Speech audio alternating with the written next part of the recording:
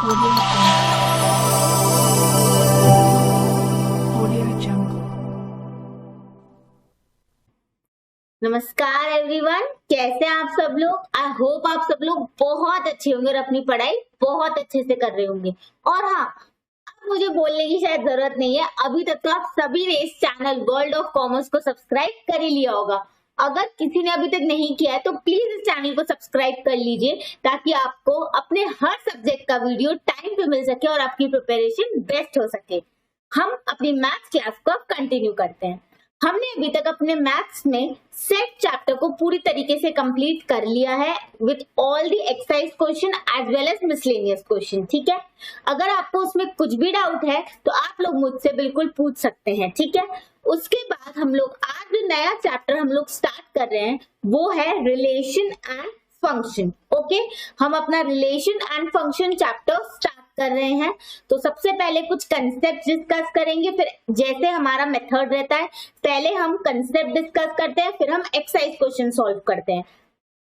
जैसे जो भी हम एक्सरसाइज स्टार्ट करते हैं उससे रिलेटेड जितने भी कंसेप्ट हैं हम उन सबको समझ लेते हैं, ताकि जब मैं एक्सरसाइज सॉल्व करूं तो सिर्फ मैं सॉल्व ना कर रही हूं, आप लोग मेरे साथ उसे सॉल्व कर रहे हो, ताकि मैथ्स आपको ये लगे कि यार हम तो खुद से सॉल्व कर रहे हैं और मैथ्स बहुत इजी बन जाएगा। ठीक है, एक्चुअली में इजी है, अगर हम अच्छे से कंसेप्ट समझेंगे तो मैथ्स बाबा इजी है।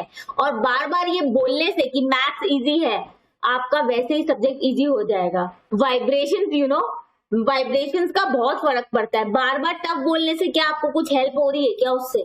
मुझे एक बार बताओ, बार बार हम ये बोले मैथ्स टफ है, उससे क्या कुछ हेल्प हो रही है क्या आपकी? नहीं हो रही है ना। तो मैम की बात ही मान के देखो, एक बार आज से ये ट्राई करो, रोज ये बोलो मैथ्स तो सबसे इजी है, सबसे इजी। 10 दिन इसे ट्राई करके देखो, देखते हैं क्या फर्क आता है। हाँ, मुझे कमेंट सेक्शन में जरूर बताना कुछ फर्क आया कि नहीं। ठीक है, चलो अब हम अपने चैप्टर को स्टार्ट करते हैं, रिलेशन एंड फंक्शन। इस चैप्टर में आपकी सेट की नॉलेज ही यूज होगी। जो सेट चैप्टर में हमने जितना सीखा है उसको ही हम कंटिन्यू करेंगे, मतलब वो यूज होगा और हम आगे बढ़ेंगे। ठीक है, चल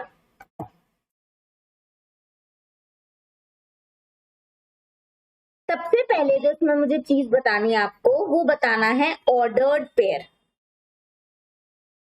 बहुत इजी है, बस ध्यान देते जाओ। ऑर्डर्ड पेयर क्या होता है? जैसे एक्स वाई, दो वैल्यूज को साथ में लिखना, एक पेयर बनाना, जिसे हम क्या कहते हैं? Ordered pair. जैसे एक्स वाई, एक्स का वेरिएबल वाई का वेरिएबल, दो वेरिएबल हमने साथ में लिख लिए, एक ऑर्डर्ड पेयर बना दिया, उसे क्या कहा जाता है? Ordered pair. ठीक है, ये होता है एक्स कोऑर्डिनेट और इसे कहते हैं हम वाई कोऑर्डिनेट। ठीक है, इतना क्लियर है। एक्स वाई आपने बहुत सारा जो आप ग्राफ्स बनाते होगे उसमें एक्स वाई प्लॉट करते होगे, तो क्या आते हैं? हमेशा दो पॉइंट्स आते हैं। आप ऑर्डर्ड पेयर बनाते हैं, राइट, दो दो पॉइंट्स लिख के। ठीक है, उसी को कहा जाता है ऑर्डर्ड पेयर। ग्राफ की डिटेल हम इसमें डिस्कस नहीं कर रहे हैं, ग्राफ का जब चैप्टर आएगा उस पर्टिकुलर चैप्टर में डिस्कस करेंगे। अभी सिर्फ इतना समझ लो कि ऑर्डर्ड पेयर क्या होता है। जैसे एक्स एंड वाई, दो वेरिएबल्स को हम लोग लिखते हैं साथ में, ये ब्रैकेट्स के अंदर, उसे कहा जाता है ऑर्डर्ड पेयर। ठीक है, अब अगर मैं ये कहूं एक्स वाई इक्वल्स टू 3 4, इसका क्या मतलब हुआ?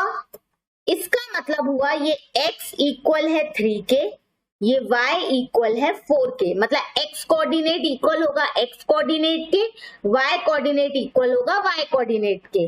That means x is equals to 3, y is equals to 4। इतना समझे? आई रिपीट, ऑर्डर्ड पेयर मतलब जैसे एक्स वाई, दो वेरिएबल्स को साथ में लिख के उनका पेयर बनाना, दैट इज ऑर्डर्ड पेयर। ठीक है, अब उसमें अगर मैंने ऐसा लिख दिया X Y bracket equals to 3 4 या 4 5, कुछ भी लिख सकती हूँ, तो उसका मतलब यहाँ इक्वल का साइन है, दैट मीन कि x कोऑर्डिनेट बराबर है x कोऑर्डिनेट के और y कोऑर्डिनेट बराबर है y कोऑर्डिनेट के। दैट मीन्स x बराबर है 3 के, y बराबर है 4 के। इतना समझ में आया? चलता है मजामा? सबको समझ आया? आगे बढ़ू? ठीक है, ये ऑर्डर्ड पेयर हमारा हो गया। ओके,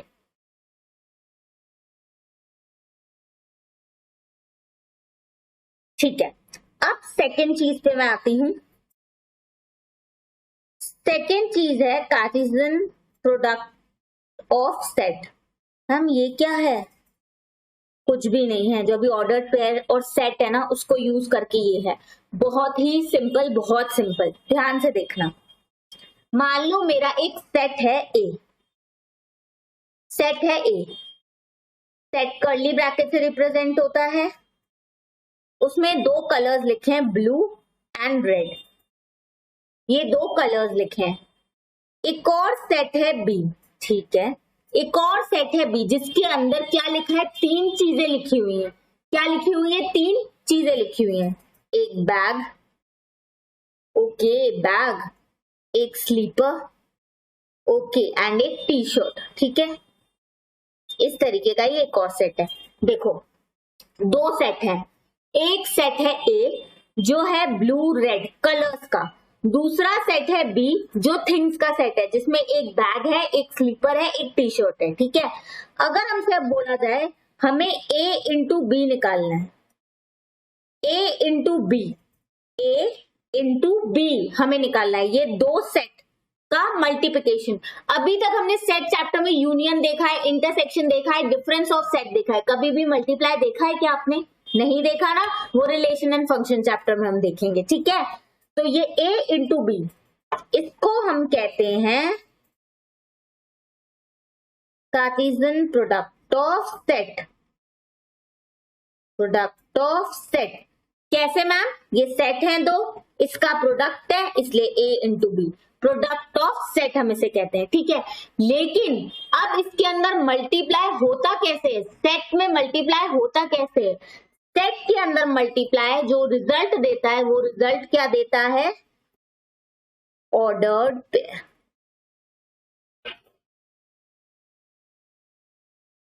एक सेकेंड बच्चों, ठीक है। देखो सबसे पहले मैंने आपको प्रोडक्ट बताया, सबसे पहले मैंने आपको ऑर्डर्ड पेयर बताया, क्लियर हो गया, एक्स वाई, ठीक है, ऑर्डर्ड पेयर जैसे लिखते हैं। अब हम कर रहे हैं कार्टेशियन प्रोडक्ट ऑफ सेट। अब ये क्या होता है, देखो दो सेट या तीन सेट कितने भी हो सकते हैं। अभी मेरे एग्जांपल में दो सेट है, एक है कलर का, एक है थिंग्स का, ठीक है।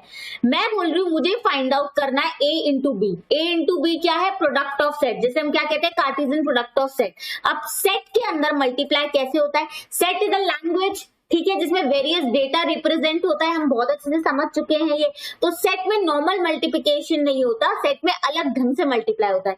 मतलब सेट में ये जो मल्टीप्लाई होगा ना वो क्या बनाएगा, एक ऑर्डर्ड पेयर ऑफ सेट बनाएगा। क्या बनाएगा, ऑर्डर्ड पेयर बनाएगा, ठीक है। कैसे ऑर्डर्ड पेयर बनेंगे, इसमें ध्यान से देखना, ध्यान से। अब मैंने बोला है a into B, a into B, that means A की हर एलिमेंट का मल्टीप्लिकेशन होगा बी साथ। मतलब ए का ये पहला एलिमेंट है, उसका बी के तीनों एलिमेंट के साथ मल्टीप्लिकेशन होगा, और ए का जो ये सेकंड एलिमेंट है उसका बी के हर एलिमेंट के साथ मल्टीप्लिकेशन होगा। क्योंकि मैं क्या बोल रही हूं, ए इंटू बी। अगर मैंने बोल दिया होता बी इंटू ए, क्या बोल दिया होता मैंने, बी इंटू ए, तो क्या होता, इस b के हर एलिमेंट का a से मल्टीप्लिकेशन होता है। जैसे b का पहला एलिमेंट a से मल्टीप्लाई करो, b का सेकंड एलिमेंट a से मल्टीप्लाई करो, b का थर्ड एलिमेंट a से मल्टीप्लाई करो, समझे? ठीक है, चलो मैं सारा कुछ बना के दिखाती हूँ आपको। इसे हटा दे, ये ऑर्डर्ड पेयर कार्टेशियन प्रोडक्ट सबको समझ में आ गया ना आप लोग को? चलो आ जाओ, a into B, a into B क्या होगा, a का प्रोडक्ट लो ब्लू। अब a इंटू बी भी एक सेट ही है, इसलिए करली ब्रैकेट में ही आएगा।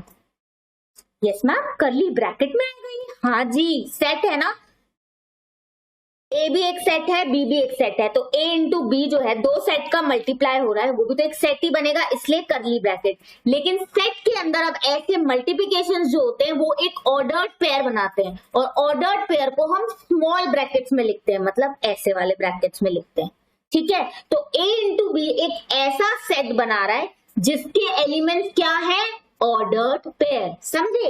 a इंटू बी क्या कर रहा है, दो सेट्स को मल्टीप्लाई कर रहा है, ठीक है, जिसे हम कार्टेशियन प्रोडक्ट ऑफ सेट कहते हैं। लेकिन a इंटू बी के अंदर लिखे जाने वाले एलिमेंट्स कैसे एलिमेंट्स है, ऑर्डर्ड पेयर।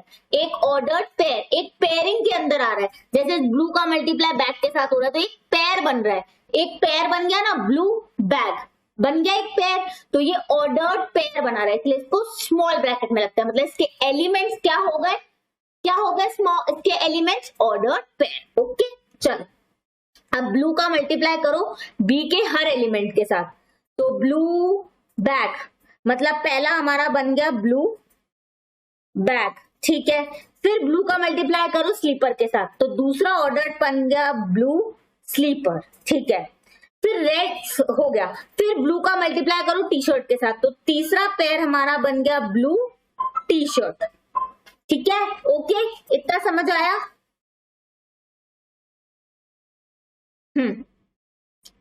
अब उसके बाद रेड की बारी है, अब रेड का मल्टीप्लाई करो, तो रेड का मल्टीप्लाई मतलब ए का सेकेंड एलिमेंट अब बी के हर एलिमेंट के साथ मल्टीप्लाई होगा, तो रेड बैग, ठीक है जी।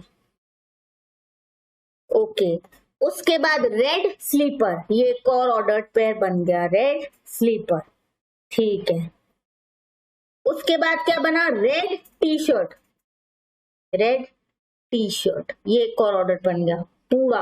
ये हो गया हमारा सेट कंप्लीट, ए इंटू बी, ये हमारा पूरा सेट हो गया कंप्लीट। और इस सेट के अंदर कैसे एलिमेंट्स है, ऑर्डर्ड पेयर।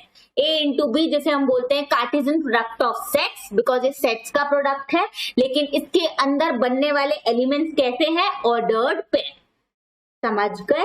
ओके जी। अब ये हमने सेट को किस तरीके से लिखा है, किस तरीके से लिखा है जी, रोस्टर फॉर्म। यस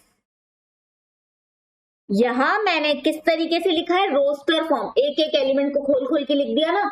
अगर मुझे इसे सेट बिल्डर फॉर्म में लिखना हो तो मुझे कैसे लिखना पड़ेगा, लैंग्वेज फॉर्म में, ठीक है।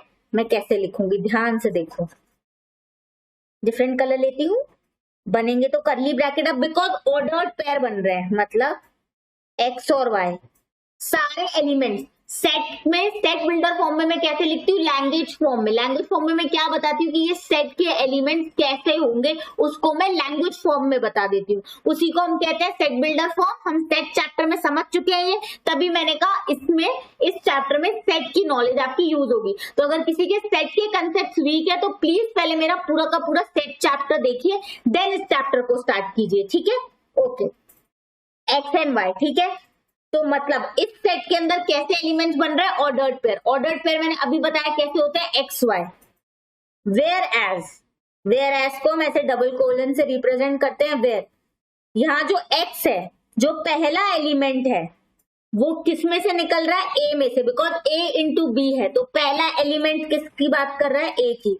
हर पेयर के अंदर पहला एलिमेंट जो है वो कौन सा है, ए सेट का, राइट। हर ऑर्डर्ड पेयर के अंदर, हर ऑर्डर्ड पेयर के अंदर जो फर्स्ट एलिमेंट है जी, वो कौन से सेट का है, ए सेट का एलिमेंट है, इसलिए एक्स एलिमेंट है ए का और वाई एलिमेंट है बी का, क्योंकि जो सेकंड एलिमेंट है वो कौन से सेट को रिप्रेजेंट कर रहा है, बी सेट के एलिमेंट्स को, ठीक है। बस ये हो गया हमारा सेट बिल्डर फॉर्म। बस अब जो हम एक्सरसाइज करने वाले हैं, पूरी एक्सरसाइज में सिर्फ यही यूज होगा, इसलिए किसी को अगर नहीं समझ आया तो अच्छे से समझिए।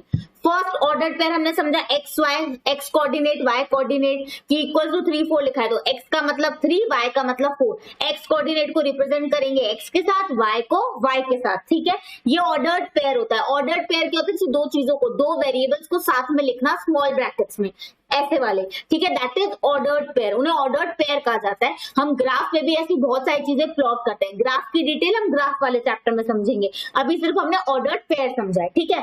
अब मैंने बोला दो सेट है, दो सेट है कोई भी ए बी, अगर मुझे ए इंटू बी करना है, ठीक है, तो उसको कहा जाता है कार्टेशियन प्रोडक्ट ऑफ सेट। तो ए इंटू बी, वो भी एक नया सेट बनाकर देगा मुझे। ए एक सेट है, बी एक सेट है, ए इंटू बी एक नया सेट है, लेकिन उस नए सेट के अंदर कैसे एलिमेंट्स आने वाले हैं, सेट में मल्टीप्लिकेशन से कैसे एलिमेंट्स आने वाले हैं, ऑर्डर्ड पेयर वाले एलिमेंट्स आने वाले हैं, ठीक है। अब बिकॉज ए इंटू बी है, तो पहले मैं ए का एलिमेंट लूंगी, ए का पहला एलिमेंट लूंगी, उसके बी के हर एलिमेंट के साथ एक पेयर बनाऊंगी। फिर मैं ए का सेकंड एलिमेंट लूंगी, उसका बी के हर एलिमेंट के साथ एक पेयर बनाऊंगी। ये कंप्लीट सेट हो गया ए इंटू बी, ये हो गया रोस्टर फॉर्म में। अगर मुझे इसे सेट बिल्डर फॉर्म में लिखना है तो मैं क्या लिखूंगी, ए इंटू बी एक ऐसा सेट है जिसके अंदर कैसे एलिमेंट्स है, ऑर्डर्ड पेयर, मतलब एक्स वाई, जहां पर x जो फर्स्ट एलिमेंट होगा वो कौन से सेट में से होगा, ए में से, और जो सेकंड एलिमेंट होगा y वो कौन से सेट में से होगा, वो b के एलिमेंट्स में से होगा। इसलिए x is the element of a, y is element of b। समझ गए बच्चा लोग? बढ़िया ढंग से सब समझ गए। अब देखो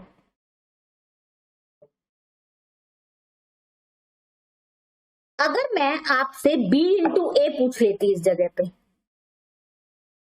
ठीक है, b इंटू ए, तो अब b का हर एलिमेंट पहले आएगा फिर एक आएगा। मतलब कैसे मैम? ध्यान से देखो, b में है बैग, तो अब b का बैग पहले मल्टीप्लाई होगा रेड और ब्लू से, ठीक है। कैसा पेयर बनेगा? Bag red bag blue, okay जी ओके। फिर b का सेकेंड एलिमेंट मल्टीप्लाई होगा a से जो स्लीपर है, तो slipper red slipper blue, okay जी ओके। फिर अब टी शर्ट का मल्टीप्लाई होगा तीनों से, T shirt blue T shirt red. 1 second, ठीक है।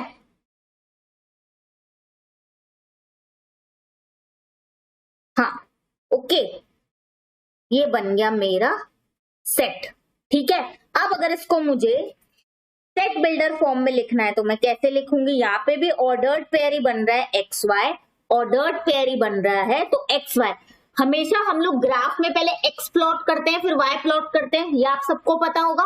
हम लोग जब भी ग्राफ में प्लॉटिंग करते हैं कैसे? पहले एक्स को फिर वाई को, इसलिए ऑर्डर्ड पेयर में पहले एक्स लिखा जाता है फिर वाई, ठीक है, इसलिए ऑर्डर्ड पेयर है एक्स वाई। लेकिन यहाँ पे जो पहला एलिमेंट एक्स है, अब वो किसको बिलोंग करता है? बी को, क्योंकि अब फर्स्ट एलिमेंट हो गया बी, और y जो हो गया जो सेकेंड एलिमेंट है वो हो गया a। बाद वाला एलिमेंट अब a सेट को रिप्रेजेंट करता है। ऐसा क्यों किया गया? क्योंकि b इंटू ए पूछा गया है, तो फर्स्ट हमने b को बना दिया। अगर a इंटू बी पूछा जाता तो हम फर्स्ट किसको बनाते? a को बनाते। इतनी सी बात है, ओके। अब एक और बात है, हाँ मैम को बहुत बातें करनी है, बहुत बातें करती है ना मैम, हाँ सभी बोलते हैं ऐसा, क्या करें, चलो ठीक है। अब मेरी बात ध्यान से समझना, ओके जी। हम कुछ डिफरेंट कलर पेन यूज करें क्या? चलो देखते हैं। अब a इंटू बी, अब देखना इसके अंदर के एलिमेंट्स कैसे हैं? Blue bag blue shirt blue blue slipper blue T shirt. इसके अंदर कैसे है? Bag red bag blue slipper red slipper blue, ठीक है, अलग अलग पेयर बन रहे हैं। इसका ऑर्डर्ड पेयर और इसका ऑर्डर्ड पेयर अलग अलग है, अलग अलग है। इसका क्या मतलब हुआ? इसका मतलब हुआ a इंटू बी के अंदर आने वाले ordered pair are not equal to b into A. मतलब a इंटू बी भी एक सेट बनेगा जिसके अंदर ऑर्डर्ड पेयर आएंगे, b इंटू ए भी एक सेट बनेगा जिसके अंदर ऑर्डर्ड पेयर उसके एलिमेंट्स होंगे, ठीक है। a इंटू बी भी एक सेट है, b इंटू ए भी एक सेट है, लेकिन उस सेट के एलिमेंट्स कैसे है? Ordered pair. इतना समझे? लेकिन ये इक्वल नहीं है, मतलब a into B set it is not equal to b into A. मतलब a इंटू बी के एलिमेंट्स अलग है, b इंटू ए के एलिमेंट्स अलग है। That means a into B में जो एलिमेंट्स है which are ordered pair are not same, वो सेम नहीं है b इंटू ए के अंदर लिखे गए एलिमेंट्स या ऑर्डर्ड पेयर से। ये आपने अभी अभी देख लिया, आप लोग देख सकते हैं a इंटू बी के अंदर लिखे जाने वाले ऑर्डर्ड पेयर या एलिमेंट्स, बिकॉज ये है तो a इंटू बी के एलिमेंट्स, a इंटू बी एक सेट है उसके एलिमेंट्स है, वो एलिमेंट्स ही ऑर्डर्ड पेयर है, ठीक है, वो b इंटू ए जैसे नहीं है, ओके, ये समझ आया। लेकिन लेकिन लेकिन इनका नंबर सेम है, नंबर ऑफ एलिमेंट सेम है। कैसे? ध्यान से देखना, देखो देखो देखो ध्यान से देखो, नंबर सेम है, हाँ जी नंबर सेम है। देखो 1 2 3 4 5 6, कितने ऑर्डर्ड पेयर बन रहे हैं a इंटू बी में? 6। b इंटू ए में देखो 1 2 3 4 5 6। मतलब किसी भी कार्टेशियन प्रोडक्ट ऑफ सेट्स में जैसे 2 सेट है या 3 सेट का दिया हुआ है, ठीक है, तो अगर यहाँ पे 2 सेट है तो इक्वल नहीं है ये, लेकिन नंबर ऑफ एलिमेंट्स जो a इंटू बी के हैं वो इक्वल होंगे number of elements b into A के। a इंटू बी सेट के अंदर जो एलिमेंट्स आ रहे हैं जो ऑर्डर्ड पेयर हैं उनका नंबर इक्वल होगा बी इंटू ए सेट के अंदर जो एलिमेंट्स आ रहे हैं जो ऑर्डर्ड पेयर है। भले ये दोनों सेट इक्वल नहीं है, एलिमेंट्स डिफरेंट हो सकते हैं, मतलब ऑर्डर्ड पेयर डिफरेंट बन रहे हैं, लेकिन नंबर ऑफ एलिमेंट जैसे उसमें भी 6 है इसमें भी 6 है, वो हमेशा ही इक्वल होगा, इक्वल होगा। ठीक है, बिकॉज आपको ये पता है मैथमेटिक्स यूज करो, 2 इंटू 3 करो या 3 इंटू 2 करो, आंसर क्या होता है 6, इसीलिए नंबर सेम है। लेकिन बिकॉज ये सेट चैप्टर है तो इसके अंदर बनने वाले पेयर डिफरेंट है, इसलिए ये इक्वल तो नहीं है, लेकिन नंबर ऑफ एलिमेंट्स क्या है सेम। और इसको निकालने का सबसे अच्छा तरीका है ए सेट के नंबर को बी सेट के नंबर से मल्टीप्लाई करो। ए सेट के अंदर अभी कितने एलिमेंट्स थे 2, सिर्फ 2 ही तो कलर थे रेड ब्लू, मतलब ए सेट के अंदर कितने एलिमेंट्स थे 2। बी सेट के अंदर कितने एलिमेंट्स थे 3, 3 ही तो एलिमेंट्स थे, bag slipper T shirt 3, answer क्या आ गया 6। तो number of elements in set A into number of elements in set B, ये इक्वल होगा number of elements A into B के या number of elements B into A के। Very very important.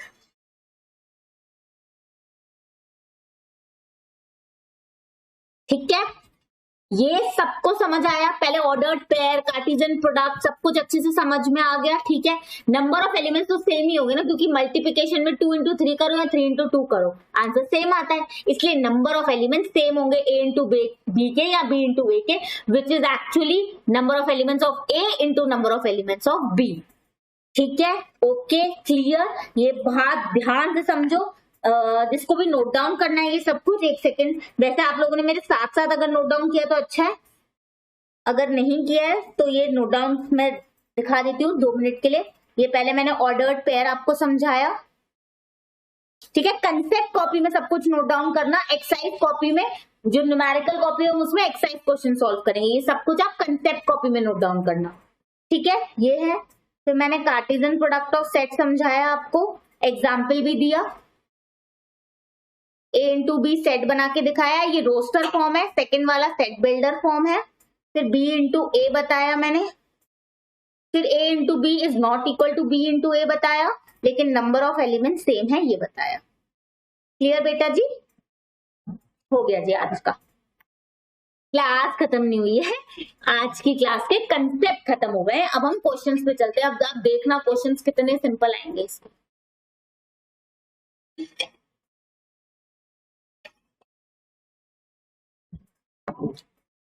Questions बहुत सिंपल आने वाले हैं इसके। ठीक है, सबने इतना समझ लिया, आ जाओ चलो।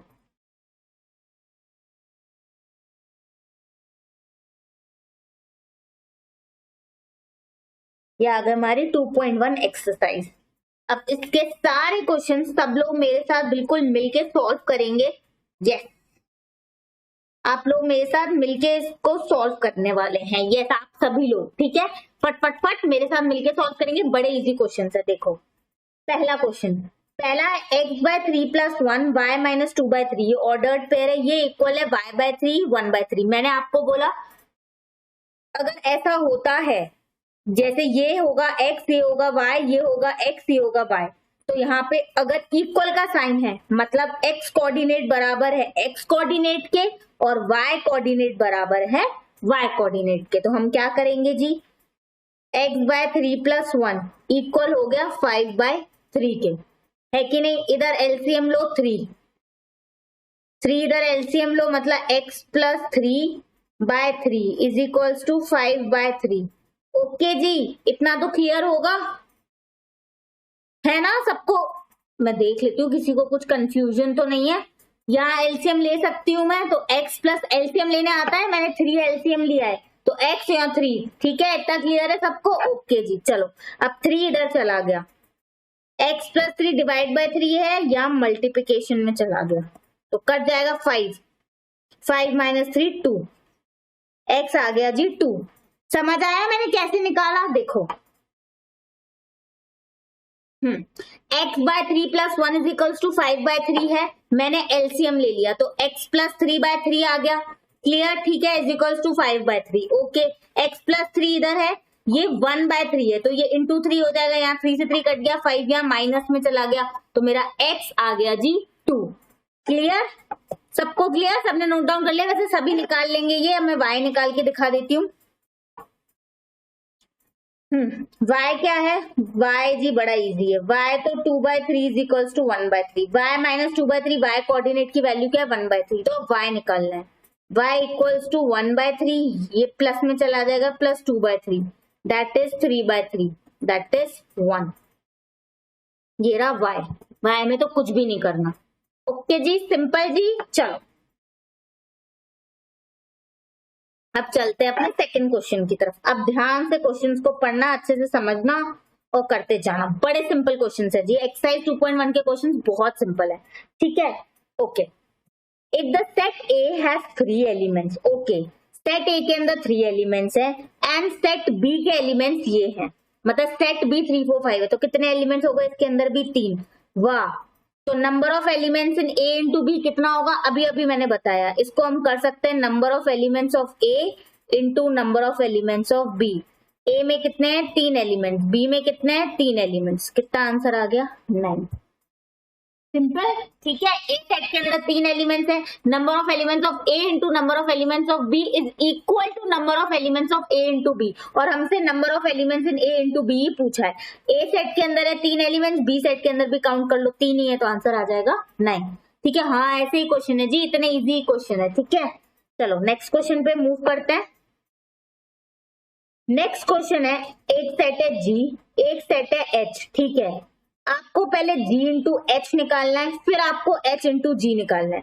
नंबर ऑफ एलिमेंट्स नहीं, पूरा का पूरा सेट निकालना है, g इंटू एच एंड फिर आपको h इंटू जी निकालना है। करके दिखा देती हूँ, बड़ा सिंपल है जी, ठीक है। मैं लिख लूं पहले, g है 7 8 और h है 5 4 2।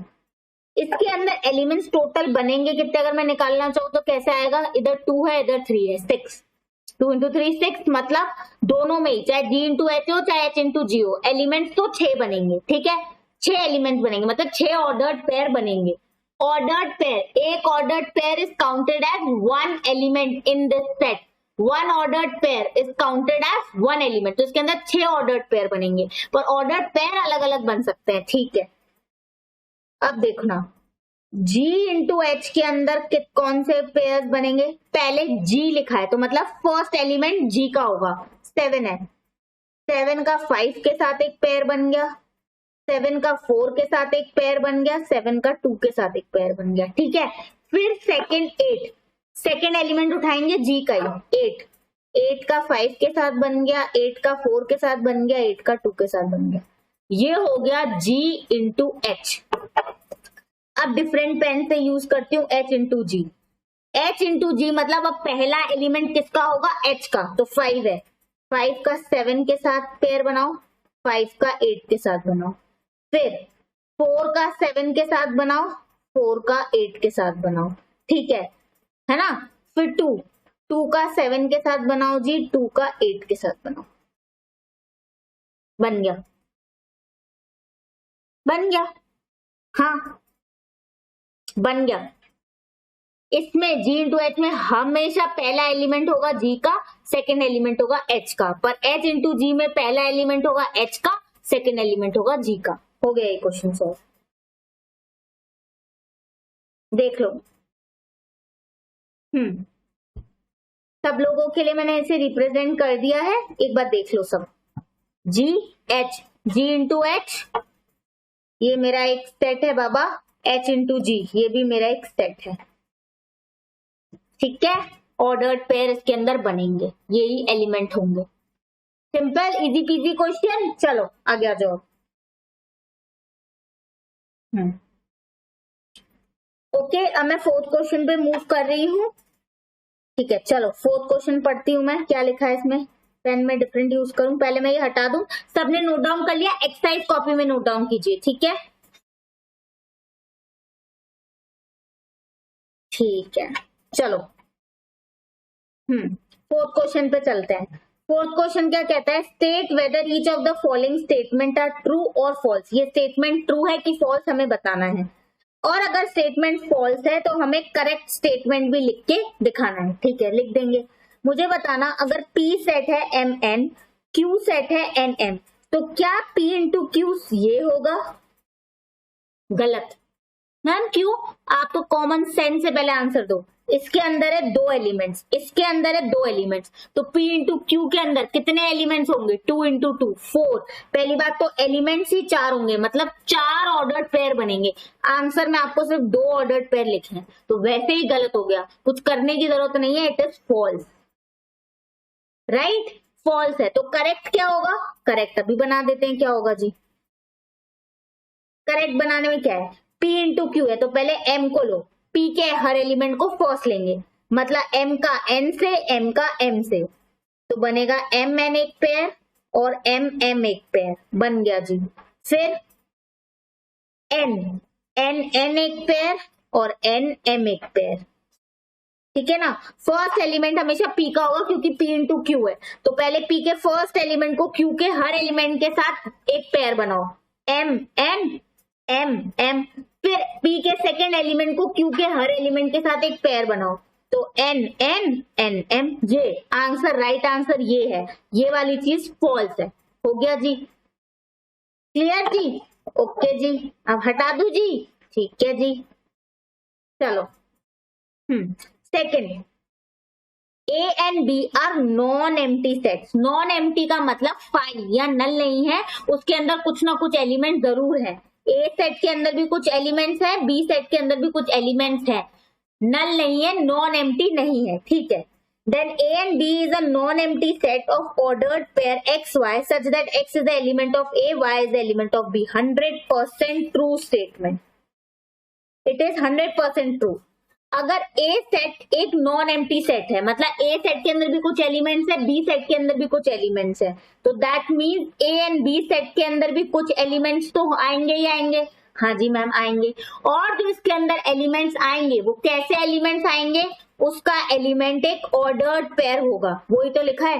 Then A into B is a non empty set of what? Of ordered pair X Y, because हमेशा एक्स कोऑर्डिनेट पहले आता है फिर वाई कोऑर्डिनेट आता है, ग्राफ पे हम ऐसे ही रिप्रेजेंट करते हैं इसीलिए।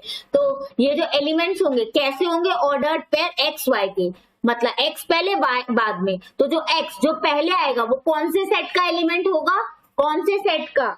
ए सेट का, क्योंकि A इंटू B पूछा जा रहा है, और Y जो बाद में आ रहा है वो कौन से सेट का एलिमेंट होगा? B का, क्योंकि A इंटू B पूछा जा रहा है। पहले A लिखा है इसलिए X, मतलब पहला एलिमेंट X का होगा, A का होगा, और बाद में B लिखा है इसलिए दूसरा एलिमेंट जो Y है वो B का होगा। बिल्कुल करेक्ट, 100% करेक्ट स्टेटमेंट दी है। A and B non empty set है, then A and B is a non empty set of ordered pair X Y, because ordered pair को हम एक्स वाई से रिप्रेजेंट करते हैं, जहां एक्स एलिमेंट होगा ए set का, वाई एलिमेंट होगा बी सेट का, बिकॉज ए इंटू बी पूछा जा रहा है। यस इट इज 100% ट्रू, ठीक है। ओके ठीक है, अब थर्ड पढ़ लेते हैं। थर्ड में क्या लिखा हुआ है? थर्ड लिखा है अगर ए सेट है ये, बी सेट है ये, ठीक है, then A into B intersection phi is phi, 100% true। Ma'am कैसे ट्रू? देखो फाई का मतलब सेट में फाई लिखते हैं, इसका मतलब जीरो, कुछ भी नहीं, नल, एक भी एलिमेंट नहीं है। अगर B इंटरसेक्शन फाई करोगे आप, मतलब एक सेट है B, एक सेट है नल, इनका इंटरसेक्शन, इनमें कॉमन एलिमेंट बताओ, तो कुछ निकलेगा क्या कॉमन? फाई होएगा नल, तो इसका आंसर है फाई। अब A इंटू फाई करोगे आप, एक सेट है A, एक सेट है फाई, जिसके अंदर कोई भी एलिमेंट नहीं है, तो क्या ऑर्डर्ड पेयर बनेगा? एक भी ऑर्डर्ड पेयर नहीं बनेगा, वो सेट भी फाई आ जाएगा, दैट इज फाई, नल। इसको अगर आप इजी तरीके से समझना चाहते हो तो ऐसा समझो, it is as good as zero. तो किसी भी चीज का मल्टीप्लिकेशन अगर जीरो से आता है तो आंसर जीरो ही आता है, सेट में उसे हम फाई लिखते हैं, जीरो नहीं लिखते, फाई। तो 100% correct statement, it is a true statement. Done जी, क्लियर जी, ओके जी। चलो अब बढ़ते हैं अपने नेक्स्ट क्वेश्चन की तरफ, अपने फिफ्थ क्वेश्चन की तरफ, ठीक है। फिफ्थ क्वेश्चन क्या कहता है? ए सेट है -1 और 1। अब हमें देखो A इंटू ए निकालना है। A इंटू ए नहीं, मतलब सिर्फ दो सेट को मल्टीप्लाई नहीं किया, तीन सेट को मल्टीप्लाई किया। आपस में ए इंटू ए, जैसे 2 है तो 2 इंटू टू नहीं हो सकता है क्या? वैसे ही एक सेट है ए, उसको ही अपने सेट से खुद मल्टीप्लाई होना है, फिर एक और बार मल्टीप्लाई होना है। ठीक है, कैसे करेंगे अभी देखते हैं। -1 और 1 दिया है ना, ठीक है।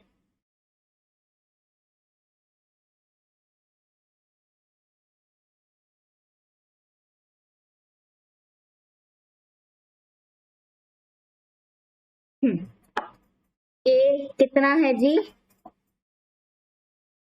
-1 1।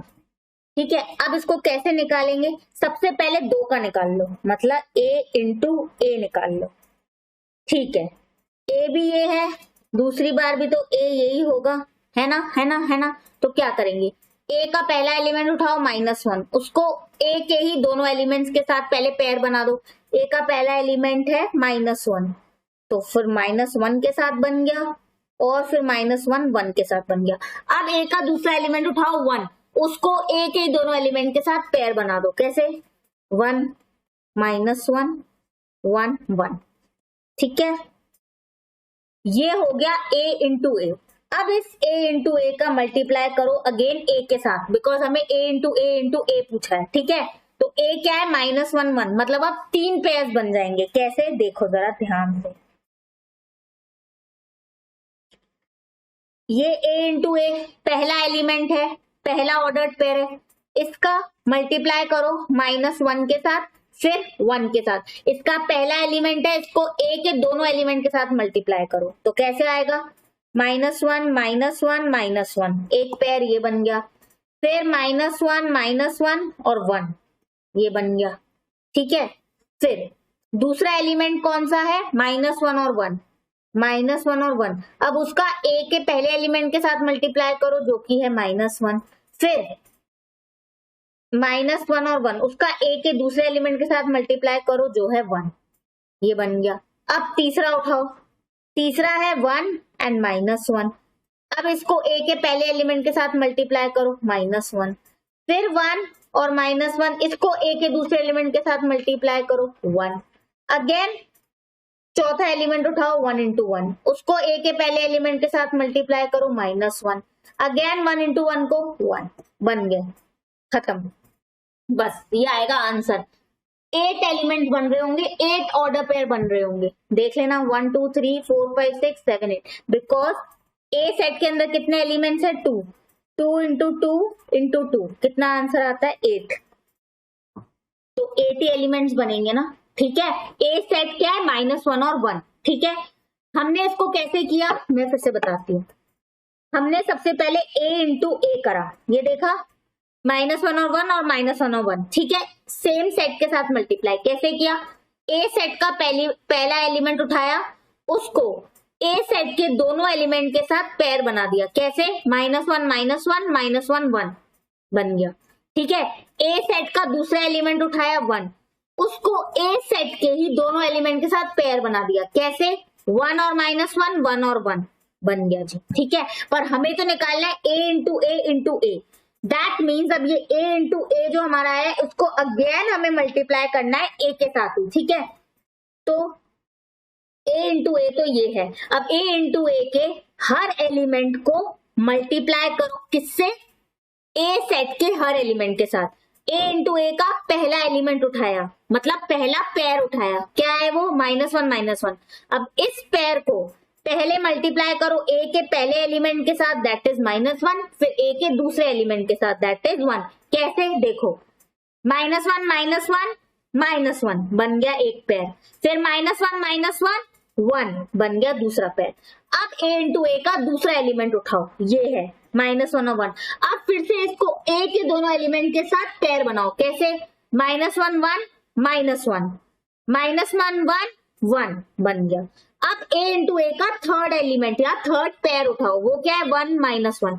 अब उसको ए सेट के हर एलिमेंट के साथ पेयर बनाओ, पहले फर्स्ट एलिमेंट के साथ, फिर सेकेंड एलिमेंट के साथ। कैसे? 1 -1 -1 1 -1 1 बन गया।